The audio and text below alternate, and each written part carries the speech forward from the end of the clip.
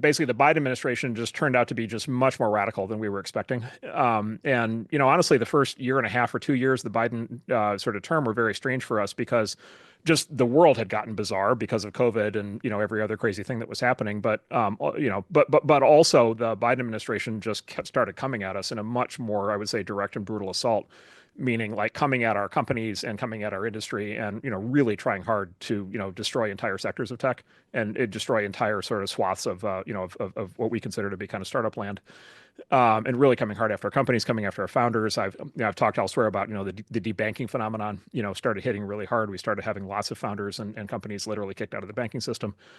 And so, the first like 2 years of that were disorienting because it was just so different than what we were used to. And it took us a while, our initial inclination was just keep our head down, hope it passes. And then it didn't pass.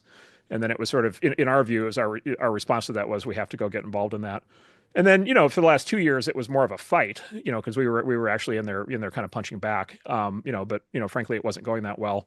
Vice President Harris.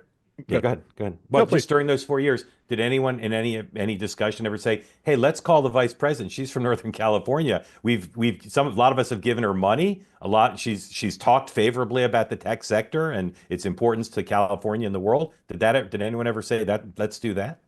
So Vice President Harris is somebody we've known for a long time. I know her. I've known her probably since 2010. My wife knows her very well. My partner Ben has had her at his house many times.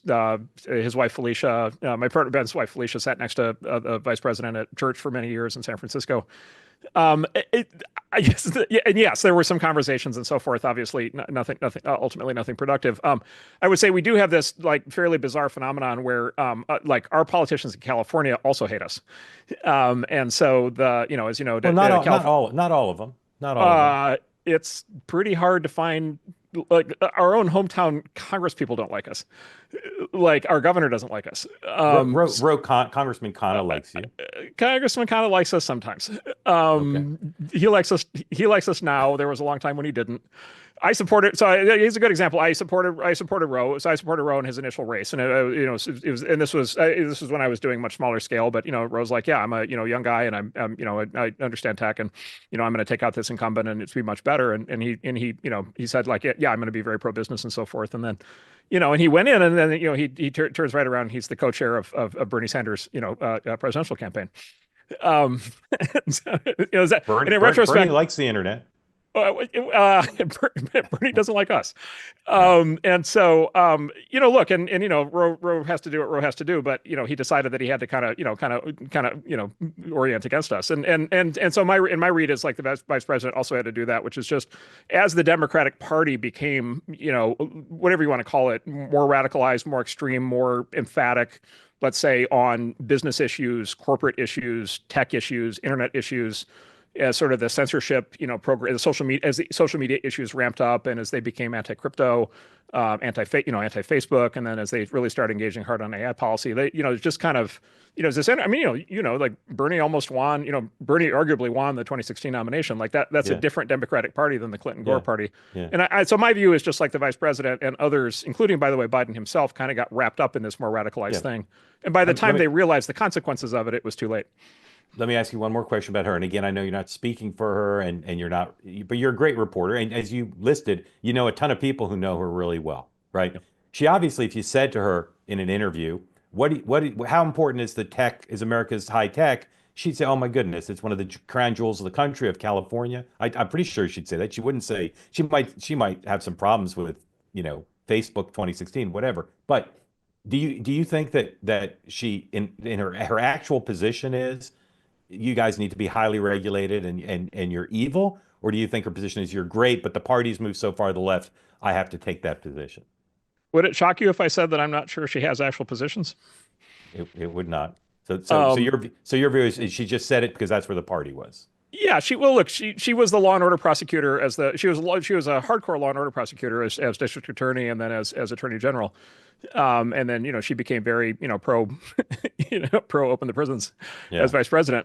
So, and look, the party changed. I don't blame these people that, they had you adapt to the times, but, she changed her positions on a lot of things. By the way, she then changed her positions a lot between, famously 2019 and 2024. Yeah. I would just say, look, her administration was just very brutal. Like they just like came at us hammer Hammer and Tong trying to cause us as much damage as they could. We reached out to her during what people out here call the hot swap. So the swap in of Biden for Harris, and we reached out and we just said, look, like, we're not asking for, we're not, you can't, like, we're not asking for favors or guarantees or anything, but like, is there going to be, if there's a Harris term, is it going to be Biden term V2 and the same attitudes are going to persist? Or, you know us really well, California really well. Is there going to be an opportunity for, to kind of maybe, bring things back together again? And the response, not directly from her, but from people close to her, was, we are not going to engage on policy issues until after she's elected. Would you welcome her being governor of California? It depends. Yeah. My sense is the Democrat. You've been covering this a lot. The Democrats are going through a dark night of the soul, trying to figure out what they're going to be coming out the other side of this. I haven't talked to her. I would imagine if she's going to run for governor, she has to go through a similar process, and she has to decide what the new world looks like. I would love nothing more. I mean, look, if we could have a moderate Democratic governor in California who's pro the California's the fifth largest economy in the world, right? There's two giant industries that like generate most of the tax revenue. It's tech and Hollywood. Like it would be fantastic to have a Democratic governor of California who loved one of the two big industries. We haven't had that. We certainly haven't had that under the current one. Do you see someone like that who might run? I don't know. I think it's I think it's too early.